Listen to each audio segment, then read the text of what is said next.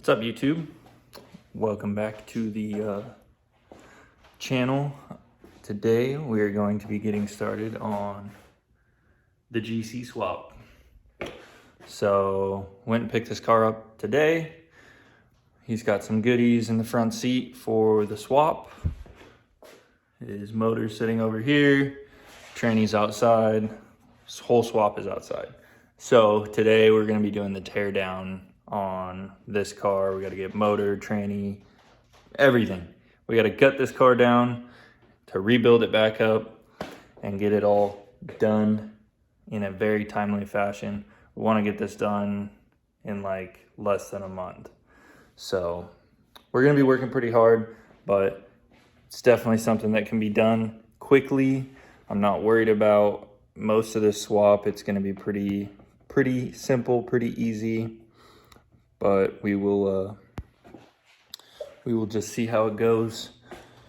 I will start by showing you some of the stuff that we got for the swap, and then we'll start tearing her down.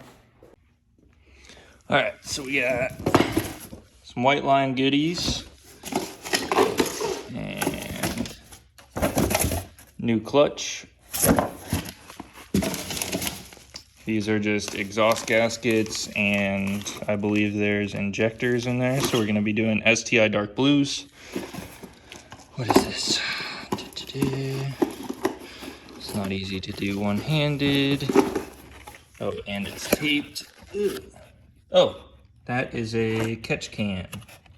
So AOS, catch can, whatever you wanna call it.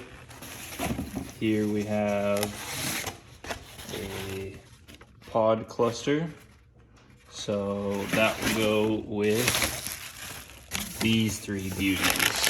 This is going to give him the ability to monitor everything when he's on. I believe we are going to do Carberry tuning with this car because he will have an 02, 03 ECU. So all those gauges will give him, you know, the stuff that he wants to watch: air fuel ratio, oil temperature or pressure, I forget which one, and then coolant temp. So he has all those now. They will fit in there. Clutch for the new motor. I think that's the majority of it. He also did get a Killer Bee oil pan for this with the pickup and all that. So he'll be able to have 6 quarts of oil rather than 4.5. Yep, that's pretty much it. All right, figured it's probably a good time to give everybody an update on where we're at with the car.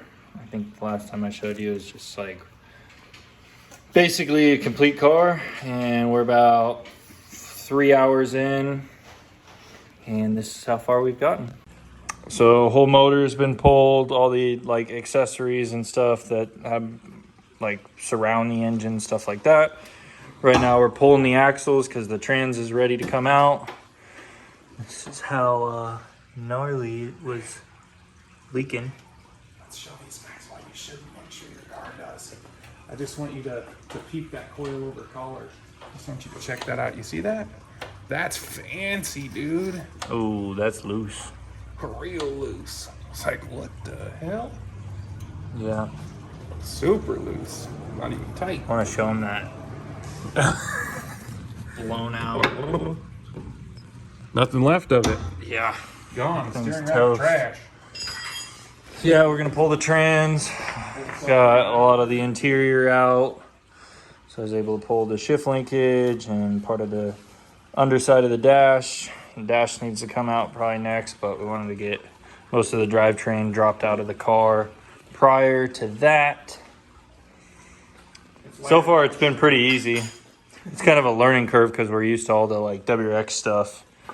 So all this stock NA stuff crap that's piled all over the engine was kind of fun to figure out how to take stuff apart. So we'll keep you guys updated a little bit later on once we get a little bit further with the car.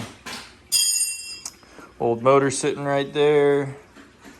Exhaust. Yeah, this thing had a little bit of mileage on it for sure. All right, what's up everybody? It's the end of the day.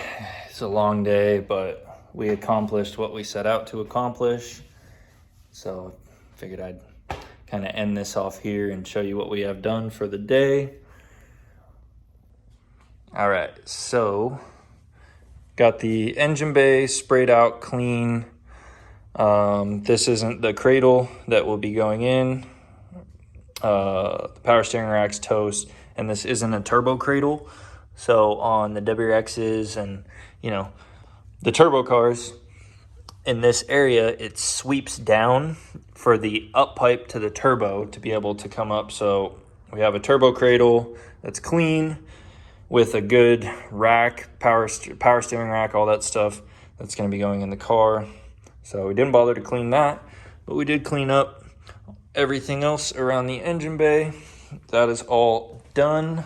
And here is how the interior turned out. Wiring harness is gone. All of the climate control boxes are out. Carpet's gone, seats, everything like that.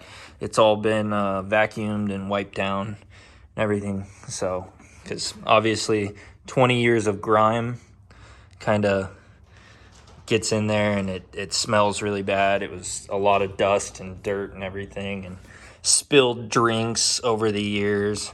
So it actually cleaned up pretty well for how old this car is. Back seats and the wiring harness that runs across here obviously is out, and everything in the back is gone.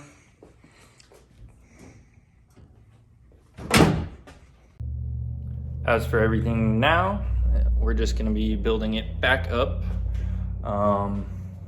We have all the parts here. You know, it's nice to finally have the car here. Definitely a long day. I think we started at 10 and it's 8 o'clock now. So it was a long day.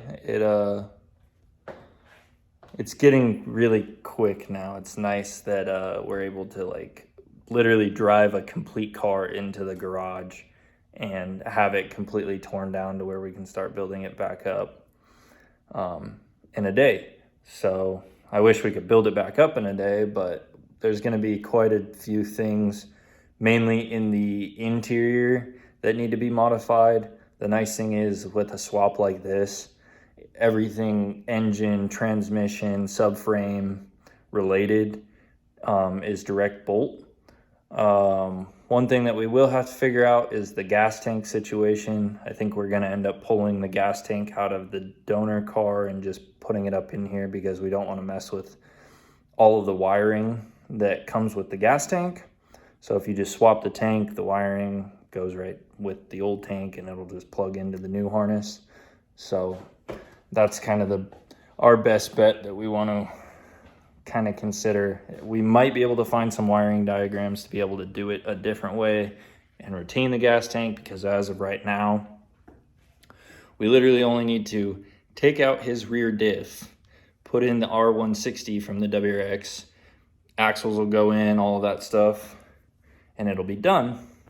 But if we have to pull the gas tank, all the rear subframe, suspension, everything like that has to get dropped, and it's a pain in the ass. If you've watched any of our old videos with Austin's blob eye build, we had to drop it twice, and it was so shitty. We thought that the one that we put in was the right one, the wiring was wrong, and it was just a whole mess. But we've done it so many times, it's not a big deal. It's just kind of an annoying thing where right now we literally would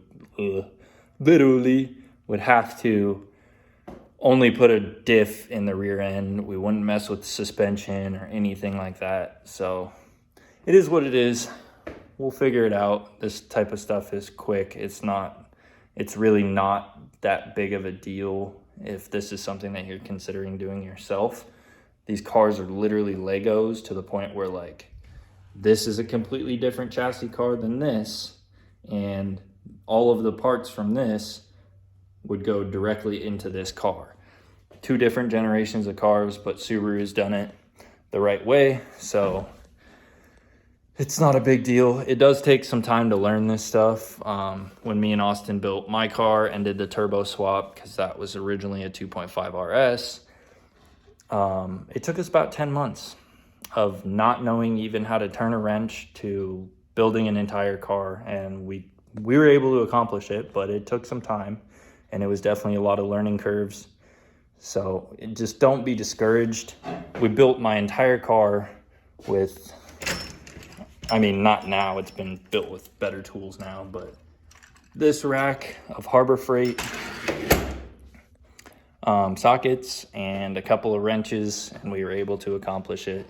It's all 10s, 12s, 14s, and subframe bolts are 17s and 19s. So it's not that big of a deal. If this is something that you're trying to accomplish on your own, you can do it.